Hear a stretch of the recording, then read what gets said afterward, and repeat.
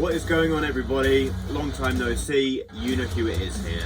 And today I'm going to do a video that is related to an Instagram post that I put out a few weeks ago. Just put my drink down.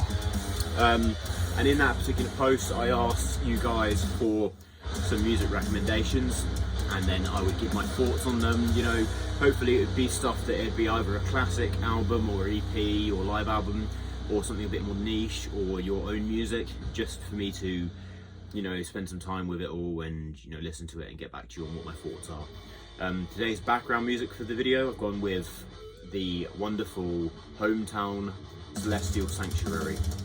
Now, for those of you who aren't in the know, this is a UK-based death metal outfit. I say hometown because they're from my town of birth, and this saw them the other night for the third time, I believe. They were a support act alongside another local band who were sort of blackened hardcore, sort of hardcore crust. That band's name was Berenice. I'll just show you the CD actually. Oops. Because I actually picked up Berenice's CD as well. This is just really, really great, solid, aggressive crust punk. It's just definitely worth a listen. But I saw them opening for Undeath, who are the contemporary New York death metal heroes who are just conquering the globe with their great album run that they've been on since the debut. So yeah, it was a really sick show. Okay, cool. So without further ado, the first album I'm going to talk about was by a band, I believe, Damaged, and the name of the album is Do Not Spit. Now, I found this album to be an enjoyable and absolutely blood-pumping record. I actually found it somewhat tricky to categorise because, you know, there are elements that could fit along the lines of sort of grindcore or hardcore, but I actually gathered there's a part of the sort of fan base for this style that see this album as one of the earliest examples of actual deathcore, which was a bit of a surprise to me to read about because it's so far removed from what I know to be deathcore. But then again, I don't know too much about the history of the style, or like the first wave of it or anything. I really like the highly raw and feral sound of this album. The guitar tones are just chunky, and they have some real like 90s just old metal filth going on. The title track is catchy as fuck, and I particularly enjoyed the song Walk Blind. I thought the sort of slidey guitar riff in that song was really cool. Funnily enough, I can see like an earlier Slipknot, perhaps maybe some members with Corey having listened to this album quite a bit, because you can hear a lot of similarities in the more sort of primitive versions of that obviously global phenomenon. So the second one I want to talk about is by a band called Fatal Violence, and the album is Ashes Tell No Tales. Now this album was fucking sick. Thank you so much to the person who recommended this to me.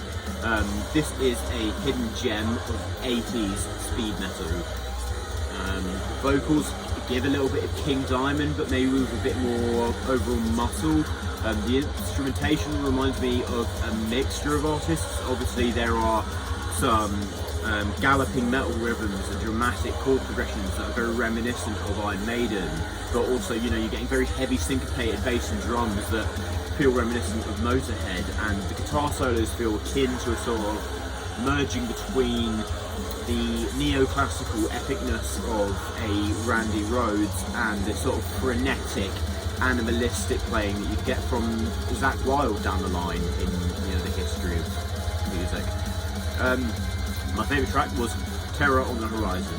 So yeah, that was Fatal Violence with Ashes Tell No Tales. Really, really solid recommendation.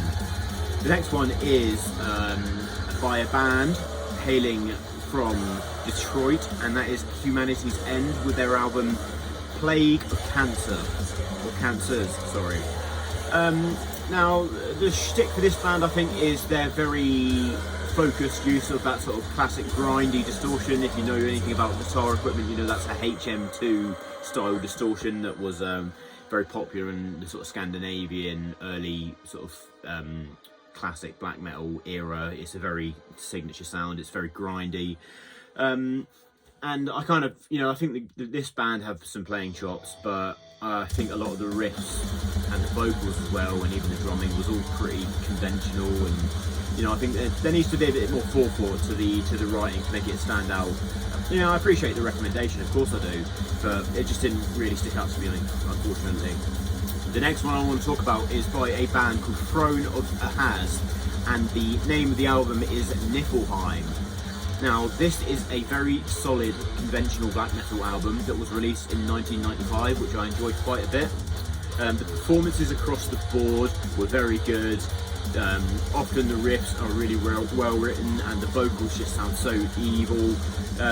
It's not the most atmosphere-heavy black metal album, but it's still a very fun album, regardless. I gather that the band were a bit unfortunate with the release of this because the label ended up delaying it for 2 years.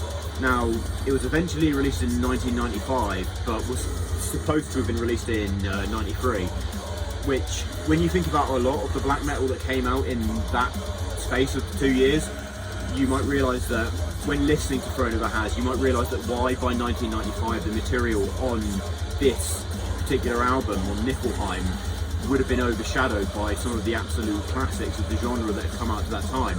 Now, Nifelheim is a really good album, but I feel like this band might be far more well known if they'd been, allowed to release their music earlier, and it kind of is a testament to the importance of timeliness in the music industry. But yeah, really great album. That's Throne of Ahaz with Nifelheim. Okay, got two more I'm going to talk about. The next one is by a band called Todgesicht, and the album is called Phobia.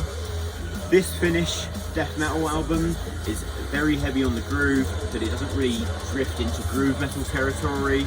The riffs all over this thing are just a feast for like head-bangable, chugging, triplet riffage. If you just want to break your neck or something, this is a really good disc to listen to. I feel like it's somewhere a sort of hybrid in tempos between something like Vader and maybe like Bolt Thrower. I wouldn't say it's my favourite album on the bunch, but it's still, a decent listen. That was Todgesicht with Phobia. And then last but not least, this was an EP that was recommended to me by the band themselves. I'm talking about German's Tetraar with their album. I'm not going to be able to pronounce this one correctly, but I think it's Todgesicht or something to that effect. Now, this is a gothic metal album, and I appreciate the sort of icy, macabre instrumentals.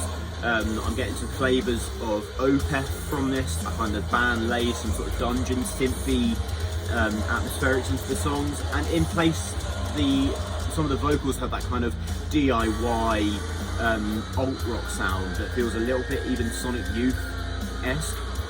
I think the songwriting on this thing has a lot of potential, but I just think you need to focus perhaps on the production a bit more. I feel like a lot of the areas where I can tell that the instrumental's supposed to carry the song and give it a bit more oomph, it's just missing that in the mixing department, and that would be my only real feedback. I know a lot of these projects are, you're working with the resources that you have available to you, so I'm not really trying to criticise it.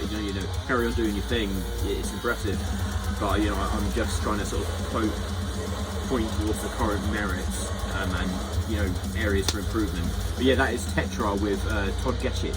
I think that's how you pronounce it. Guys, thanks for all the recommendations. I know it's been a little while since I've done a video, but I've got some more in the works. Just got a lot going on in my life, and I'm busy, but I'm just trying to do this when I feel the most inspired. So yeah, click on my other videos if you haven't. Make sure you hit that subscribe button, hit the like button, and follow me on Instagram at YouKnowHughMetal. As always, guys, stay brutal. You know who it is.